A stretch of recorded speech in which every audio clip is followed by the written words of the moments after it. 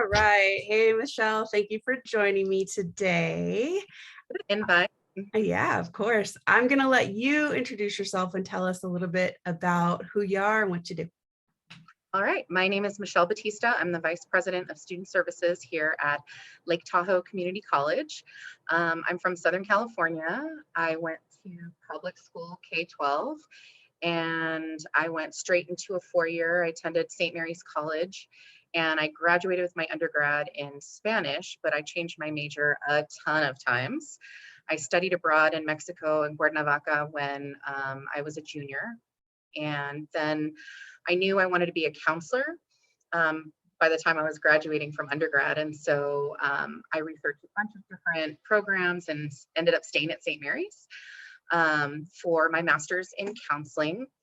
And I ended up doing a dual track. I did marriage and family therapy and also school counseling. So I have a PPS, a pupil personnel services credential, to work in a K-12 as a counselor.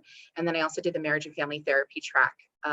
Not because I wanted to be a therapist and have a one-on-one like caseload to see, but because everybody was telling me, you know, you don't really want to be a school counselor. When budgets are cut, they're the first one to go. But my heart was total, like, I knew I wanted to work in a school. I knew I wanted to work in a community. And I was like, okay, I'll just do the MFT track just for experience. And I'm so glad I did, because the clinical piece of it was really informative and has helped me so much in my job. So in my master's, I had to do an internship either at an elementary school, a middle school, or a high school, and you're supposed to choose two different levels to try. And I was sure that I was going to decide by the end of this, I'll know if I want to work in a middle school or a high school. And I ended up loving both of them equally. And meanwhile, I'm getting my master's. I was working at St. Mary's College in residence life. So I was a resident director, living on campus, cooking dinners for my residents, and, you know, just chatting with them about life. And that was really, really fun. It was a great experience to live on campus and work there and go to school there too.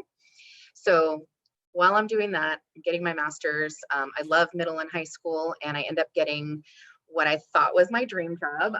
It was a newer school that was serving all low-income students in San Francisco in the Tenderloin. And I had actually interned there, and I joked with them and I said, hey, I'm gonna go get my master's, have a job for me in 3 years. They're like, okay, remember us. Totally forgot. And I end up, I'm looking for a part-time counseling gig, and I saw the listing on Craigslist and almost fell off my couch. I worked on my resume, my cover letter, drove my materials into San Francisco the next day. I was so excited. So I ended up getting that job, Director of Counseling and Family Services. And it was great because I was able to work with 4th through 8th graders, and then also develop our graduate support program, where we continue to support our high school students and fill in gaps wherever the high school was kind of missing out on that support. So I still got to work with both of those populations. And then I was at that school for 13 years. I loved it. I got to develop those programs. And then I got my job at Skyline College, and I was the student crisis support manager. And it was really cool because I was able to use all my training, my experience working with students in crisis and really just challenging situations, and support college age students in their time of distress. And it was so fun for me because it was a job, it was a new position, and I got to build the program and support faculty, support staff, and just bring folks together to support students. And that was awesome. So I was there about 3 years, and then here I am at Lake Tahoe. Nice. So it sounds like you went pretty much from school into counseling and doing what you had been trained for. Were there other positions along the way, or things that shaped your journey? Yes, totally. So, I mean, even thinking back to my undergrad, no joke, I changed my major, which students, it's totally okay. You can change your mind, you can change your major. I wanted to be a math teacher, and then I was like, oh, accountants make more money. Let me Yeah. be an accountant. And then I got a D- in accounting, and I was like, all right, this is not the path for me. So all this time, Spanish was my minor. And then I took a psychology class for the first time, and I'm like, this is amazing. I love this. The professors were awesome. And so with more exposure through those general ed requirements that I had, I was exposed to psychology and counseling. And at first that was my major. And then somebody was like, you know, you don't have to major in whatever you get your master's in, right? And I'm like, I didn't know that. So that enabled me to flip flop and make Spanish my major. And I studied abroad and took all my classes in Spanish. And that was really awesome. And then I could still apply for my master's in counseling, and I was still in a good position. But I remember like changing my major so many times, liberal and civic studies, and then ultimately landing on Spanish. But as far as jobs, my first job was Dairy Queen. I was there for a year. Nice. Second was, and this was in high school, right? My second job was In-N-Out for 2 years. Ooh. And I took such pride in like being a dedicated worker. I was there for more than a year, that it kind of rocked my world that I had 4 jobs in 1 year after I graduated from college. Oh. I worked at this children's center, and I remember getting paid like hardly anything. And these were SED students, severely emotionally disturbed students, and just feeling like I didn't have enough training and support to really help these students. And it was super stressful. It was impacting my health. And I was like freaking out about how I was going to make rent because I was making like $9 an hour. Then I had a friend who said, hey, I have this position open at a bank. You'll make 15 bucks an hour. And I'm like, sign me up. Yeah. So I left. And then I started working at the bank. I was a retirement plan specialist. I mean, I couldn't tell you. Yeah, it was interesting. I learned a lot, but I still, that's not my focus or my forte. And I remember just thinking, how do people wake up and say, ooh, I want to work at a bank today? Because that's just like not where my heart is. Like I couldn't reconcile in my brain how I was really helping someone. Yeah. Right. So I was there for a couple months, and then I left, and then I got a job at this tech place, this tech company that trained folks in Word and Excel.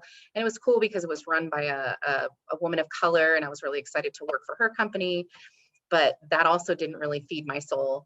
And so I'm like, okay, I'm out.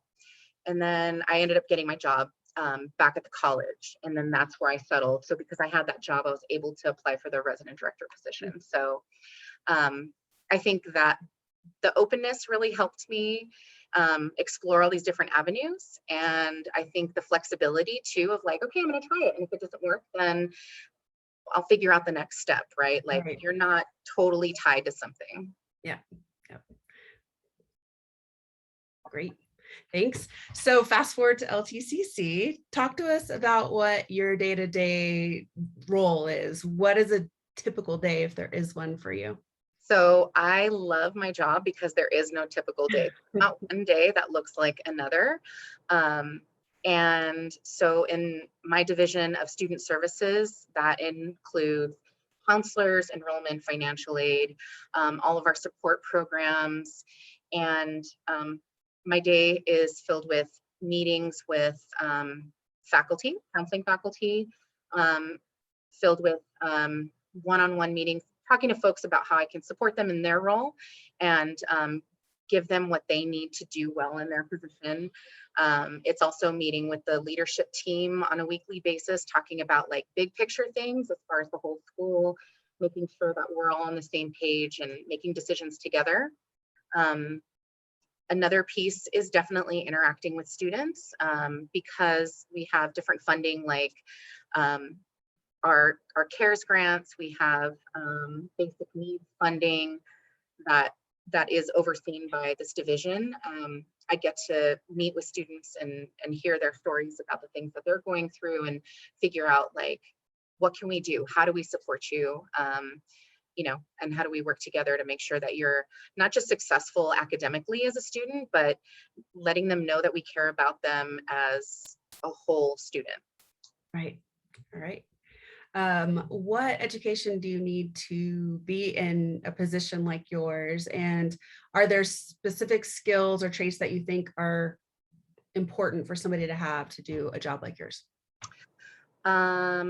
So there are, so for, I mean, for a counseling position, you need a master's. For vice president positions, they say it's recommended that you have a master's. But they also look at the equivalency. So if you have If you have years of experience in serving students or working at a school, they'll take that in place of a master's. But I think having that additional education of a deeper dive into education or leadership or counseling is really helpful. And, for me, I know that one day I want to be a president, and, who know, like, I'm open universe, a chancellor or Yeah. something else, right?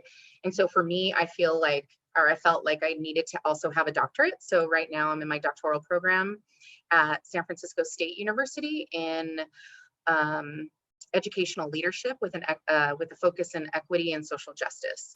So for me, I felt like I really needed to know the language around educational leadership that I felt like I was missing, right? Like I was having these experiences and interactions with students and my colleagues.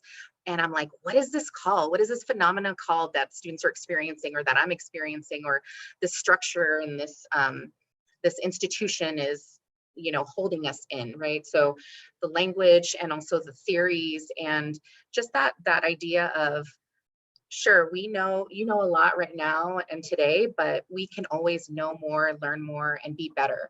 And that's I think one thing that I'm always looking for in when I'm doing hiring. We're working at this educational institution, right? And students want to learn. As educators, we should all want to continue learning too. Like there's always something for us to learn. And Right. and with that, even in working with students, like they have so much to teach us as well. Right. So I think a willingness to learn, I think flexibility, right? Like I'm not the only person on this campus who has a job that doesn't have the same day every day. So flexibility, you got to roll with the punches. And if you thought you were going to do that report, you should have done it yesterday because this other fire came up. And that's fun. I like all the different hats. I like learning all the different areas. And I feel like it just makes me a more well-rounded person. Mhm. It also gives me perspective and understanding for what other folks are doing too in their Mhm. areas. So flexibility, willingness to learn. I think attitude has a lot to do with it too, right? So that idea of like we can always be getting better and we can always be learning. Um, if you have that desire, then you also kind of have this, maybe optimistic's not the right word, but positive future, like, hey, let's see what tomorrow holds, right? Right. So I think attitude has a lot to do with it. Great points. So a little bit off script here, but I feel like we have a lot of students who are managing their jobs and school. How do you find balance with going to school right now and having a full-time job? And, is it worth it to be managing both at the same time in general, do you think? I think that's a great question. I don't think there's such thing as balance. Like it's Mhm. never like balance is a lie.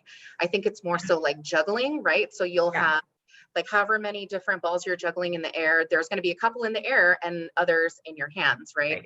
Right. So I think you have to give yourself grace and compassion to know that your 100% today is going to look different tomorrow, Yeah. right? And maybe I feel like I'm at work and the teams that we work within, I really feel like we do a great job of supporting each other, um, and saying, hey, if you need help with that, I got you. And then another day you can be like, hey, Michelle, I got you. Don't worry about that. Right. So I definitely feel the support. And that's one of the things that helps me, enables me to do all these other things outside of work. Mhm. Um, I mean, since I was able to work when I was 15, I've never not had a job. The only time Mhm. I didn't work was when I studied abroad. And I was like, how am I living here in this amazing space and studying so hard and getting such good grades? And I'm like, oh, I'm not working. Right. And that was amazing. That was a really cool space to be in. But I've always had a job and a side hustle, right? It's like I worked in the library for 5 years in undergrad and I still babysat. And, everybody does everything to make ends meet. Right. Um, but I think it's just understanding that it's not always 100% for everything. It shifts and balances. Like I might have a major focus on school this weekend because I have a project and different papers due. But then the next weekend, I'm really like thinking and researching stuff for work, right? So Yes. Yes, I love that. That's perfect. So you mentioned that you like that not every day is the same. What do you feel like is your another favorite part of your job, or what are you excited about right now? Um, I mean, I've been here for 9 months, and I I think I'm excited about just continuing to build this team, right? Like every day that passes, relationships get deeper. We figure out how to help and support each other in different ways. And when I hear feedback from colleagues about like this is awesome or this is working well, it's really encouraging to me to keep like pushing us and asking questions and doing things in a different way. Right now our enrollment's down, and we've been talking about like how do we bring either students that we've missed from the high school in our community in, or how do we get those students who have stopped out right now because they've had to work or support their family or COVID or whatever challenges they're facing. But for us to look at a problem and say, okay, here's our issue, and it's all of ours, right? It's not Right. like pointed at a person, it's not pointed at a department. We're doing all this work together, and we have each other. Like that's, to me, that's like the most important part, and that's energizing and Mhm. exciting because I don't want people to feel like they're alone in their role or their department, Mhm. but that we really have each other. All right. And on the flip side of that, what's the most challenging or what has surprised you about your job? What has surprised me? Um,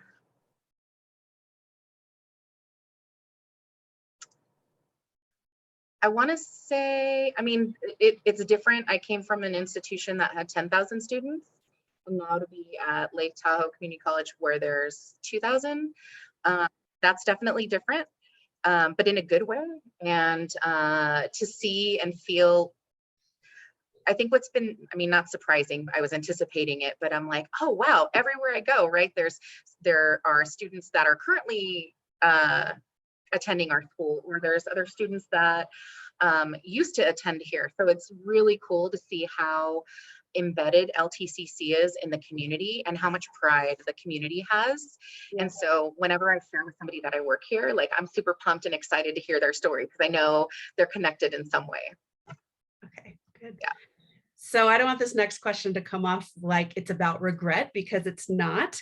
Um, but if you could go back and do everything over again, would you choose the same career path? I think I definitely would. Yeah. I don't regret or second guess. I mean, I think there are many other things that I could do, like pie in the sky. I wanted to be a famous singer, Yeah. but I was like, okay, I gotta, pay the bills.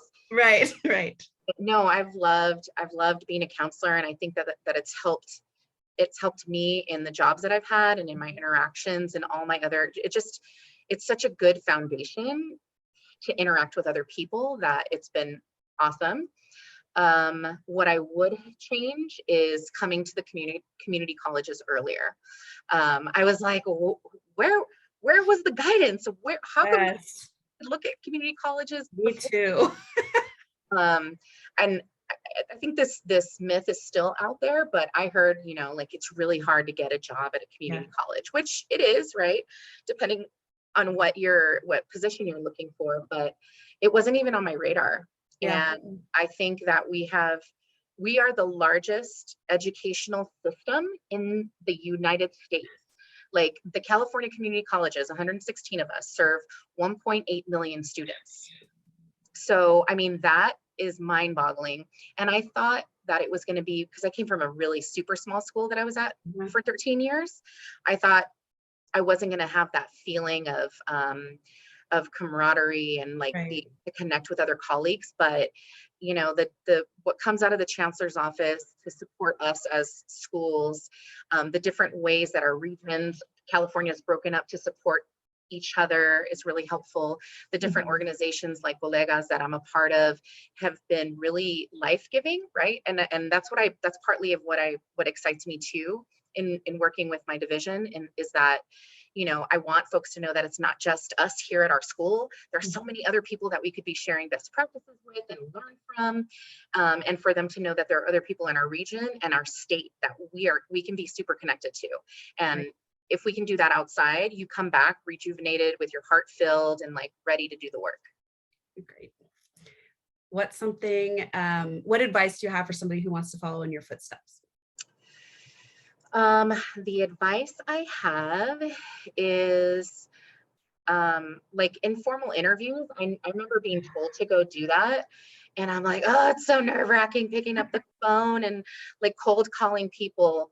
But when you're looking for a job or you're trying to figure out what you want to do, tell everybody that you're looking for a job, tell everyone that you are wanting to major in whatever you're wanting to major in, because without a doubt, somebody's going to say, oh, my uncle's neighbor or my cousin, or, and it's not even just here in this community, but Mhm. anywhere you go at whatever point in your life, just share your story and what you're looking for, and other people will want to connect you to resources. Mhm. And so that's one thing.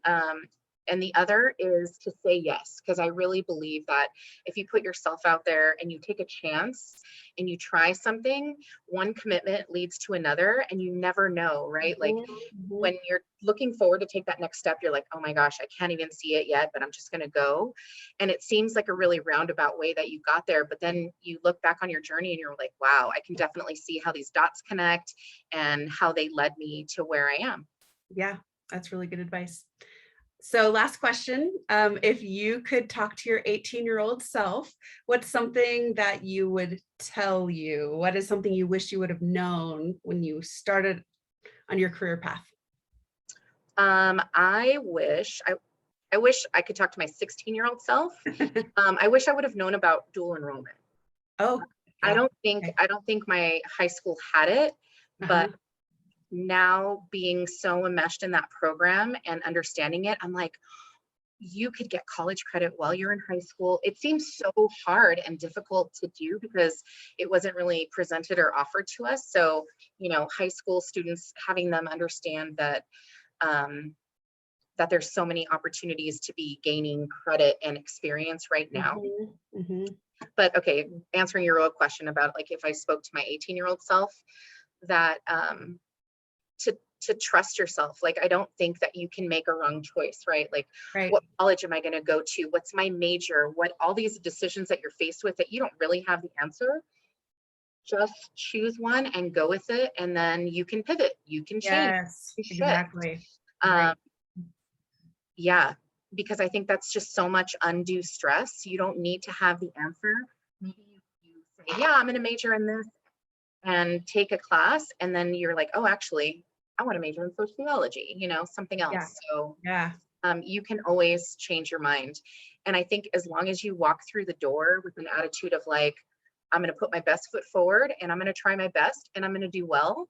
I Mhm. think that perspective and that attitude when you start something new makes a huge difference. Yeah. I wish I knew that too.